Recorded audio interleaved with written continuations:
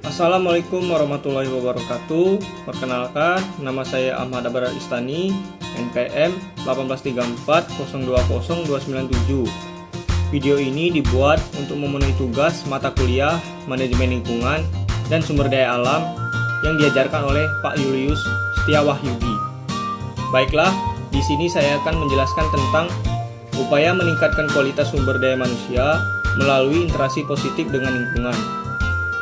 Hakikat pembangunan nasional bangsa Indonesia adalah untuk mengejar pencapaian kualitas hidup yang tinggi, mencakup kualitas lingkungan, tempat bermukim, maupun kualitas diri manusia Indonesia itu sendiri. Oleh karena itu, peningkatan sumber daya manusia diarahkan pada peningkatan penguasaan ilmu pengetahuan dan teknologi untuk mengelola sumber daya alam tanpa meninggalkan aspek keserasian, keselarasan, dan keseimbangan ekosistem. Untuk mendapatkan sumber daya manusia demikian, yaitu yang mampu berinteraksi positif dengan lingkungannya, dapat ditempuh melalui positif dengan lingkungannya jalur-jalur pendidikan. Terdapat dua jalur pendidikan yang dapat dimanfaatkan untuk tujuan tersebut, yaitu jalur pendidikan luar sekolah atau non-formal dan jalur pendidikan persekolahan atau formal. Penduduk sebagai sumber daya manusia diharapkan dapat merupakan modal besar bagi pembangunan. Pada kenyataannya, ternyata masih menghadapi berbagai masalah, baik ditinjau dari sudut pola penyebaran, mobilitas, laju pertambahan jumlah, dan kualitasnya. Ditinjau dari kualitasnya, baik fisik maupun non-fisik, keduanya relatif rendah.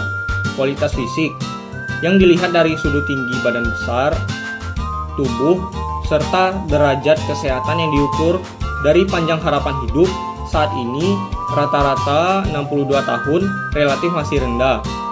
Sedangkan ditinjau dari sudut kualitas non-fisik seperti tingkat pendidikan masih sekitar 78% dari angkatan kerja yang hanya mempunyai pendidikan dasar atau kurang. Pembangunan Indonesia adalah untuk menghasilkan manusia Indonesia seutuhnya. Tersirat di dalamnya adalah upaya pencapaian kualitas hidup dalam berbagai dimensi kehidupan manusia seutuhnya. Dengan demikian, kualitas hidup mencakup baik kualitas lingkungan, tempat manusia bermukim, maupun kualitas diri manusia itu sendiri. Mendasarkan hal ini, peningkatan sumber daya manusia diarahkan pada upaya peningkatan kemampuan untuk mengelola sumber daya alam, serta menjaga ekosistem yang serasi, selaras, dan seimbang.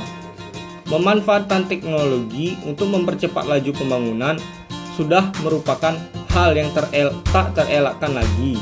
Adanya sumber daya manusia yang berkualitas dalam mengelola sumber daya alam dan memiliki wawasan positif terhadap lingkungan sebagai bagian dari ekosistemnya akan menjamin keserasian antara teknologi yang diterapkan dalam pembangunan dengan lingkungan sebagai ekosistemnya. Bentuk hubungan manusia dengan lingkungan. Manusia berinteraksi dengan lingkungan hidupnya. Ia mempengaruhi dan dipengaruhi oleh lingkungan hidupnya. Ia membentuk dan terbentuk oleh lingkungan hidupnya. Manusia seperti ia adanya, yaitu yang disebut fenotipe, adalah perwujudan yang dihasilkan oleh interaksi sifat keturunannya atau genotipe dengan faktor lingkungan. Sifat keturunan yang terkandung di dalam gen yang merupakan bagian dari kromosom di dalam masing-masing sel tubuh menentukan potensi perwujudan manusia. Apakah suatu sifat dan genotipe itu terwujud atau tidak tergantung ada atau tidak adanya faktor lingkungan yang sesuai untuk perkembangan sifat itu. Telah dikemukakan di atas bahwa manusia memiliki potensi mengubah lingkungan yang jauh lebih besar dibanding makhluk lain di bumi ini.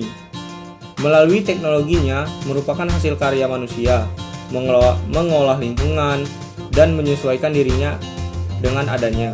Teknologi membantu biologinya, memperpanjang tangannya, memperkuat ototnya, dan menyambung indera dengan otaknya.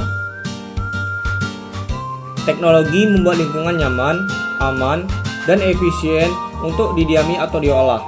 Karena manusia dipengaruhi oleh lingkungan, maka lingkungan teknologi juga mempunyai dampak terhadap manusia. Selain dampaknya terhadap manusia, maka teknologi juga memiliki dampak terhadap lingkungan.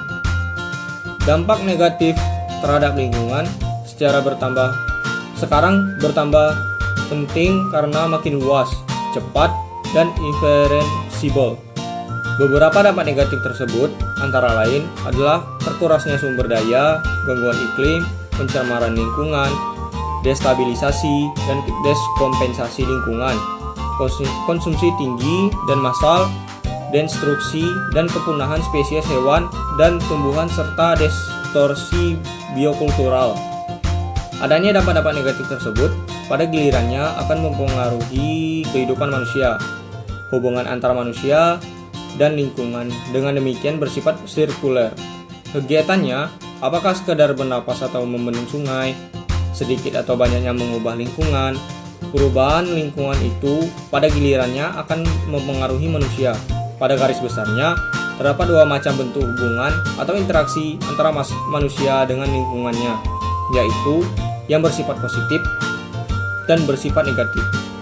Manusia yang berinteraksi positif adalah yang dapat mengubah lingkungannya dan perubahan-perubahan yang dilakukan untuk tetap menjaga kelangsungan fungsi serta keseimbangan ekosistem yang ada.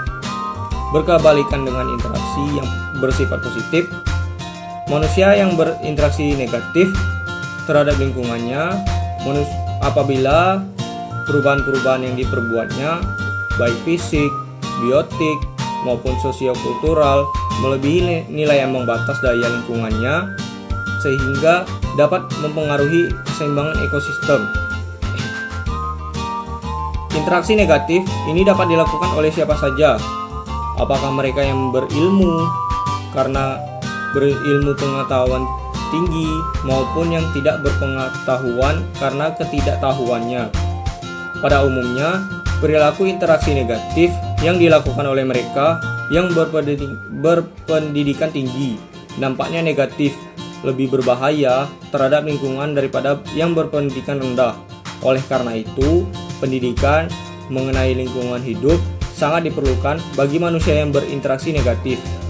Bagi mereka yang berilmu tinggi, tampaknya pendidikan demikian itu juga diperlukan untuk mengurangi adanya kezoliman terhadap lingkungan yang mungkin dapat dilakukan. Berbagai bentuk hubungan manusia antara dengan lingkungannya akan dicerminkan oleh pola-pola sikap atau perilaku manusia dalam kehidupannya sehari-hari. Muncul perilaku atau sikap diketahui sebab adanya kebutuhan atau motivasi. Berdasarkan teori hierarchy of human needs oleh Abraham Maslow, kebutuhan manusia adalah satu, kebutuhan pemenuhan fisiologi, misalnya makan, minum, istirahat. Dan yang kedua, kebutuhan akan rasa aman, safety. 3, kebutuhan akan rasa kasih sayang. 4, kebutuhan akan harga diri, self-esteem. Dan 5, kebutuhan akan aktualisasi diri, self-actualizing. Berbagai macam kebutuhan tersebut dimiliki oleh setiap manusia. Hanya intensitasnya yang berbeda. Adanya upaya pemenuhan kebutuhan menyebabkan timbulnya perilaku selanjutnya. Perilaku-perilaku tersebut akan berpengaruh terhadap lingkungannya. Persoalannya adalah bagaimana upaya pemenuhan kebutuhan tidak tersebut menyebabkan terjadinya interaksi yang bersifat negatif dengan lingkungan, dalam arti tidak mengubah bahkan merusak keseimbangan ekosistem.